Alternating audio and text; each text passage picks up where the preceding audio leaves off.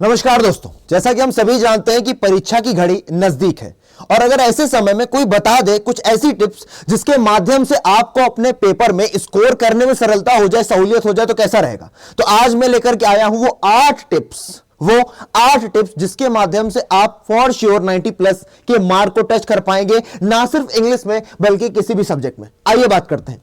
सबसे पहली चीज जो आपको ध्यान देनी है कि भैया आपको टॉपिक्स को पहले निकाल लेना है वेटेज के हिसाब से। अगर मैं इंग्लिश की बात करता हूं तो आप सभी जानते हैं लिटरेचर 40 मार्क्स का आता है, यानी कि आपको अपना मैक्सिमम अटेंशन सबसे पहले लिटरेचर को देना है, क्योंकि भैया वहां से 40 मार्क्स मिल रहे हैं 50% ऑफ योर एग्जामिनेशन, क्योंकि एग्जाम 80 का है। उसी तरीके अगर आप फिजिक्स का पेपर देने जा रहे हैं, केमिस्ट्री का देने जा रहे हैं, पॉलिटी का देने जा रहे हैं, हिस्ट्री का देने जा रहे हैं, इकोनॉमिक्स का देने जा रहे हैं, आप सबसे पहले उन चैप्टर्स को निकाल लीजिए अपने टीचर की मदद से या अपने किसी बड़े की मदद से जो पहले पेपर दे चुका हो कि भैया इन चैप्टर्स को हटा लो, इससे मैक्सिमम नंबर मिल जाने हैं। तो सबसे पहली काम आपको यह कर लेना। दूसरा काम, मेक योर ओन नोट्स। आज डिजिटल दुनिया है भाई, टेलीग्राम पर हर कोई, इंस्टाग्राम पर हर कोई है। आप इतने सारे नोट्स इकट्ठे कर लेते हो लेकिन वो नोट्स किसी काम के नहीं है, और ये सच्चाई है, मैं आपको बता दूं।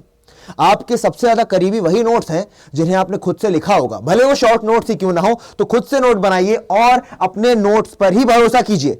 आप दूसरे के नोट्स देखिए, उससे अपने क्रिस्प नोट्स बनाइए, फ्लो चार्ट बनाइए। अगर मैं आपको क्लास में बताता भी हूं फ्लो चार्ट, तो उसे राइट डाउन करिए, वो आपके नोट कहलाएंगे। मेरा नोट तो वो होगा जो मैंने लिख दिया, आपके नोट वो हैं जो आपने लिखे हैं। तो अपने नोट्स लिखिए, वो आपके दिमाग में ज्यादा समय तक रुकेगा। तीसरी बात अगर हम करें, तीसरी टिप है PYQs and sample question papers. ये तीसरी नहीं, अल्टीमेट टिप है। मतलब कोई भी एग्जाम हो, चाहे यूपीएससी हो, आईआईटी हो, नीट हो, एसएससी हो, कोई भी एग्जाम हो, बोर्ड के एग्जाम हो, भैया इससे ज्यादा क्या ही काम करेगा PYQs and sample question papers. आप सभी लोग पीवाईक्यूज कीजिए और सैंपल क्वेश्चन पेपर्स को कीजिए। और आप लोगों के लिए एक और वीडियो लाऊंगा जिसमें बताऊंगा सैंपल क्वेश्चन पेपर जब आप करें तो क्या गलतियां ना करें, ताकि आप मैक्सिमम बेनिफिट पा सके इन क्वेश्चंस को करने का। इन्हें करना बहुत जरूरी है। जब आप लास्ट के समय में है, जो भी एग्जाम आपका पहले है, आप उसके लिए कम से कम बेटा 20 सैंपल पेपर करके रखिए। कितने? 20। और उसी टाइम स्लॉट में करिए। टाइम स्लॉट बहुत ही इंपॉर्टेंट है। उसी टाइम स्लॉट में करिए जिस टाइम स्लॉट में आपका पेपर होने वाला है, जिस टाइम स्लॉट में आपका पेपर होने वाला है। क्या बात। चौथी बात है भैया self check and time management, बहुत इंपॉर्टेंट है।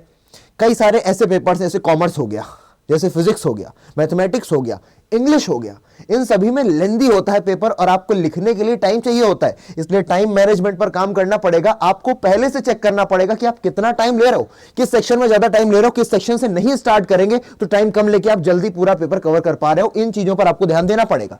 तो सबसे पहले सेल्फ चेक, आप खुद को चेक करिए भैया आप किस चीज से शुरू करने में पेपर कंफर्टेबल है, आप क्या करने में कंफर्टेबल है। आप अपने हिसाब से उन चीजों को चेक करिए। और चेक कैसे करेंगे? जब आप पहले सैंपल पेपर्स लगाएंगे। बात करते हैं पांचवी टिप की, जो कि है keep the answer simple and crisp.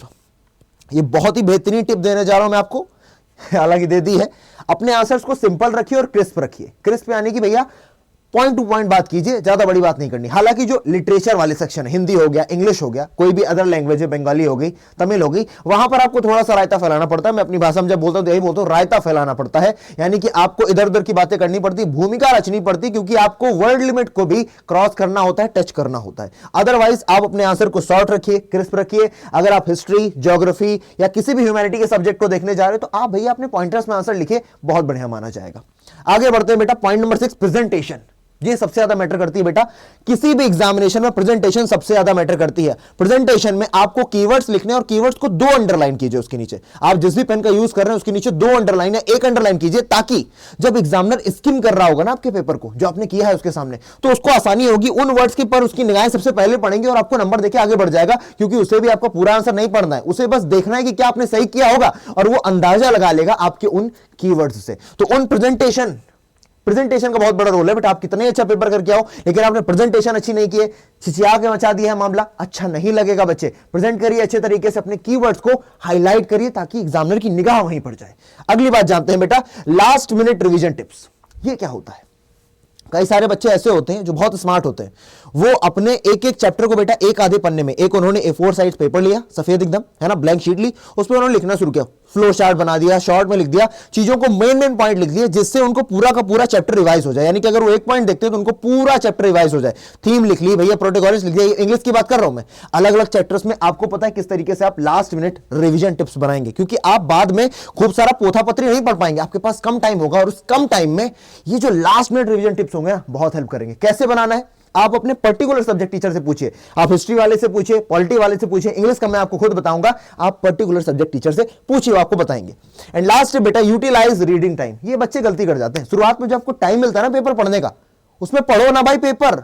डर रहे हैं कोई, नहीं ओम नमः शिवाय ओम नमः शिवाय कर रहे, नहीं करना है भाई, पेपर पढ़ना शुरू करो, आराम से पेपर पढ़ो। तुम स्किम कर लो कि तुम्हें कहां से शुरू करना है, कौन सा पेपर का पार्ट लेंदी आया है, जिससे तुम अपने टाइम को बाद में बचा सको। आई थिंक तुम्हें ये 8 टिप्स हेल्प करेंगे और तुम इन्हें इंप्लीमेंट भी फॉर श्योर करोगे। और अगर तुम्हें ये वाकई में अच्छी लगी है तो फॉर श्योर मैं आपसे चाहूंगा कि आप लोग कमेंट सेक्शन में मुझे कमेंट करके बताएं कि क्या ये आपके लिए बेनिफिशियल था या नहीं।